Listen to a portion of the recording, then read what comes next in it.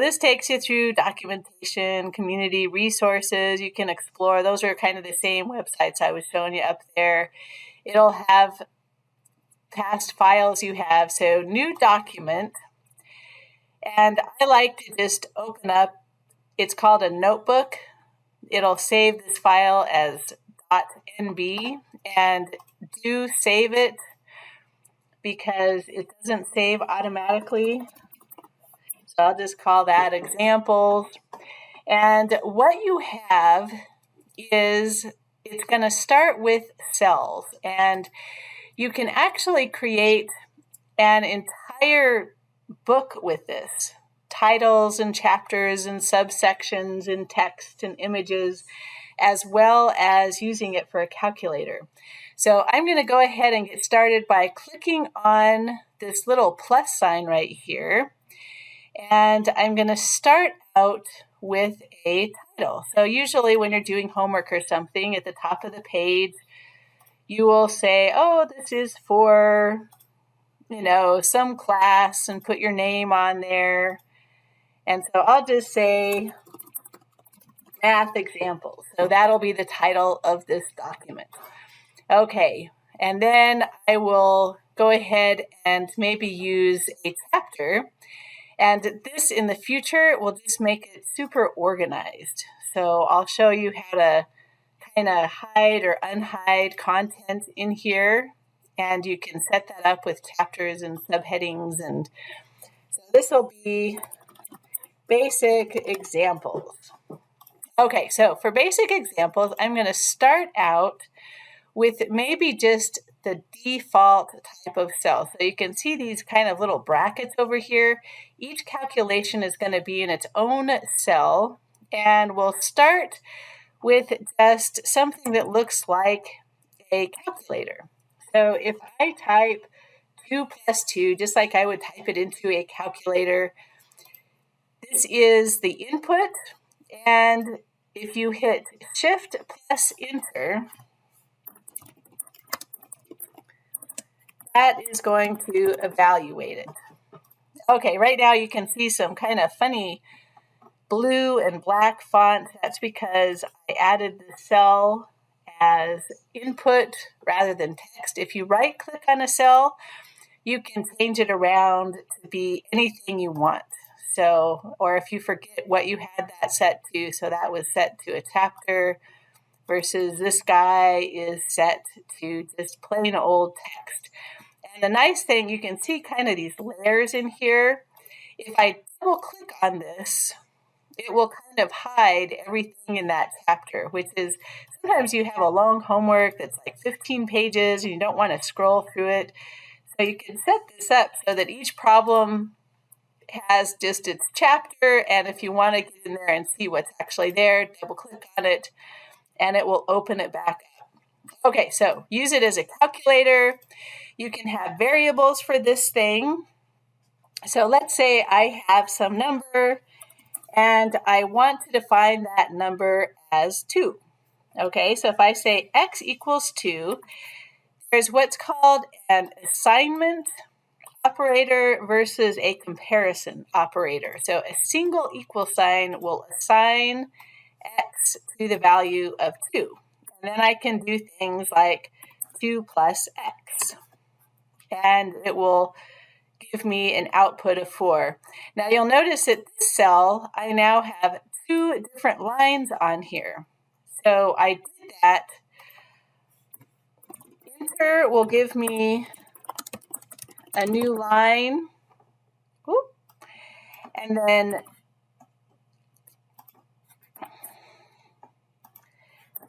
Shift plus Enter evaluates. So you could actually have a whole bunch of lines in here, and then you can add all of those together with all kinds of 5 different equations or something, and it will evaluate all of those different lines. If I don't want everything to output, a semicolon here will suppress that output so that it doesn't show up. And then for this one, only this very last line, I'm seeing an output for. So this guy will suppress the output of something. Okay, so that's just some notes for some basic nomenclature there. And this can be a really nice thing for creating functions. Okay, so here's some basic examples. You can add things. You can use, there's sine and cosine. It likes to do things in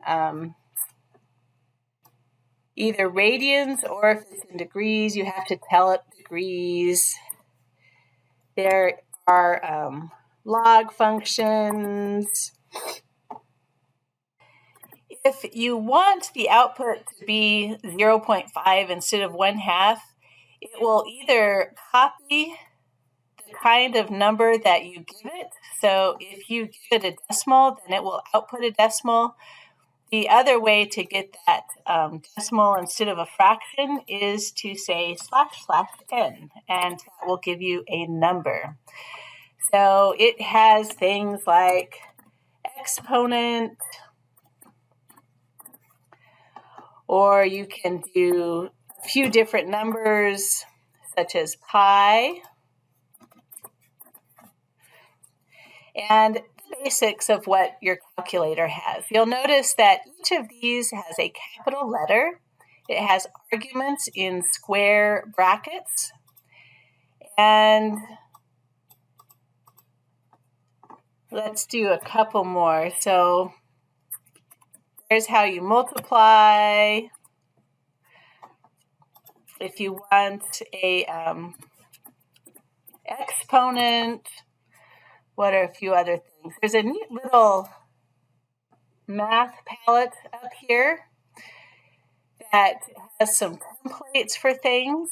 So I could say 1/2. Or if I wanted a nice little template for that, it's just kind of nice. Or if I want a template for an exponent or something. I wanted to model a function that you might see in a physics class or a mechanics class or even calculus. So this is the Running Man simulation put out by Colorado University, and it shows position, velocity, and acceleration of a little guy running around in just a straight line. And you can see turnaround points and where's the position at some time period and replay it. So this is just a scenario we could model in Mathematica. So I'm going to start up a new chapter here and call it The Moving Man. And I'm going to go ahead and define a function. First, I will clear out any variables, so position, starting position, velocity, starting velocity, time, acceleration. Anything that has been assigned to something previously, it will still be in the memory, and so it's good to just clear out any variables that you're going to use. And this is how you define a function. So maybe you've seen this equation before. This is used for constant acceleration. And we'll see if we can model what is shown on this moving man. Okay, so before we plot this out, a few things to define. We'll say our starting position was way over at the wall at -10. Our starting velocity was 0. Our acceleration is 1. And now that we have everything in here defined, we should be able to plot our function. Okay, let's see if we can get that to work. So what we're showing here, -10, and then right here at 4 seconds, we can see that's just about where he gets to the center and crosses the 0 mark. We can also evaluate this. So let's say, what time would he be at 0? So let's solve for what time does he reach a position of 0? And if we want this to be in a decimal, just make this solve in a decimal 4.4 seconds. So right here, and then you can actually see that as part of the simulation. How about the other lines on this graph? So there is position, velocity, acceleration, and now we have 3 lines on our graph. These curly brackets, they go around lists, or if you have a range that you need to define, use curly brackets. Otherwise, the function is going to use square brackets, and you can add a few things like plot legends if you have more than one thing. And all of this can be found in the Help Documentation Center. So if you come over here and type in plot, it will give you tons of examples that you can use for things like plot and solve. Okay, I'm going to go ahead and double click on this and start up a new section. So I have been using the Wolfram language because you can use multiple lines and get a lot of problems like the moving man done. But when you're learning, it's going to be easier to start with free form input and the Wolfram query. So I'm going to go ahead and start a new section where we will explore free form input. So go ahead, and this time, instead of using the Wolfram language, click on free form. Let's say I want to integrate sine of some function. Now you'll notice I did not capitalize integrate or sine. Maybe I'm using the wrong kind of parentheses. Maybe I've misspelled it. If you get frustrated with kind of the programming language of this, that is what the free form input is for. It has fixed my spelling errors, added the correct parentheses, capitalized my functions, and given me an output. And not only that, if I hit this plus sign, it's going to give me graphs. It's going to show me step-by-step solution. It's going to tell me what it had to fix for how I typed it in. And this is why I really like Mathematica, is because it's the most user-friendly math software out there. Using the free form input, you don't need to know the programming language. You can misspell things, type in what you want, and it will walk you through everything. So it'll say, this is how you're actually supposed to type that in. And if you need a little bit of help in your calculus class, it doesn't get any better than this. So not only does it give you the answer, it shows you step by step how it solved that. So here we go. It says I'm integrating this.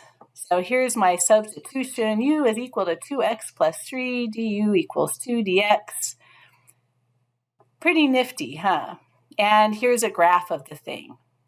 So very fun. So it shows you the plot function and all kinds of added information to take you through this. Okay, so that is the free form input, and it is very helpful when you're learning it. The next piece, let's go ahead and do the alpha query. For this, rather than actually solving an equation, if you have some kind of data question, something that you would type into Google, but you want some actual numbers, like maybe you're interested in the International Space Station and where it's at, what its current velocity and orbital altitude is, any information that might be interesting about it. So you can type in anything you want, just like you would do a Google search, but it's different in that this is a data-based search. So as we go down, you can see the current position of the International Space Station. So this would come in handy if you're a ham radio operator and you would like to talk to them and see when they're overhead. And here's all of the orbital information. So altitude, you can even see how long the transmission delay is if you're trying to talk to them. Velocity, orbit velocity, the time it takes to go around the Earth, pretty fast, an hour and a half. Inclination, orbital type. So very, very fun. You can look at stock information. You can ask it all kinds of interesting things for that alpha query. Here's a few more examples. Maybe you want to see how the Tesla stock is doing and how it has performed in the last few months. Or let's see, what's another thing we could ask? Let's see just the U.S. in general. How has COVID been? So it looks like we're still going up. How about engineering wage history? That might be interesting for people going into the workforce. So hopefully that's kind of a fun overview to get everybody started on this. There is a notebook file that goes through just kind of some starting exercises. And again, use that documentation center to get yourself started on this. So shift enter to evaluate or enter to add lines and go through the basics to get started with.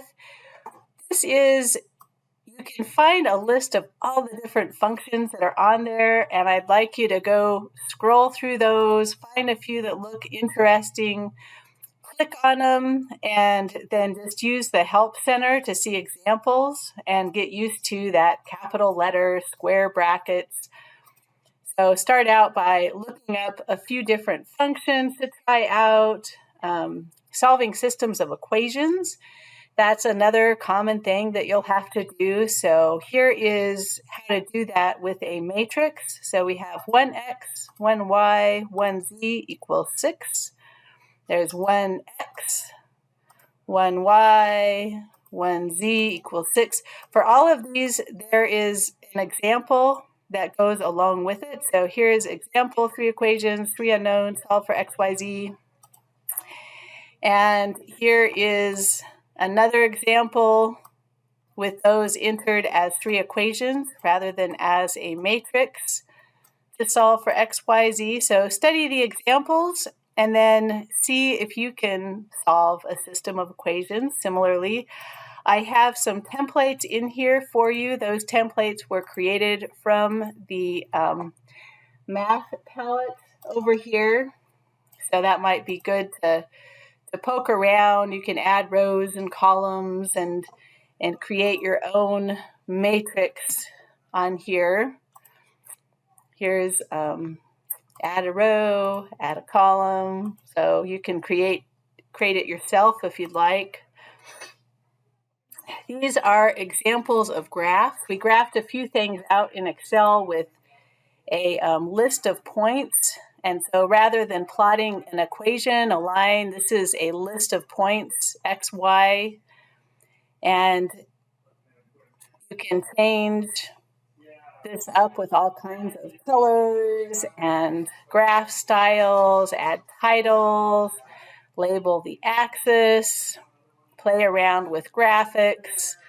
So you can draw on this thing. So anyways, see how far you can go through this. You might not get all the way through it, but this will help you so much in all of your STEM classes to be able to use some math software so much better than just a graphing calculator. And this is what you use in the real world. You don't use a calculator, you use software. So the sooner you start playing around with this stuff, the better, because it'll get you through so much of your class so much faster.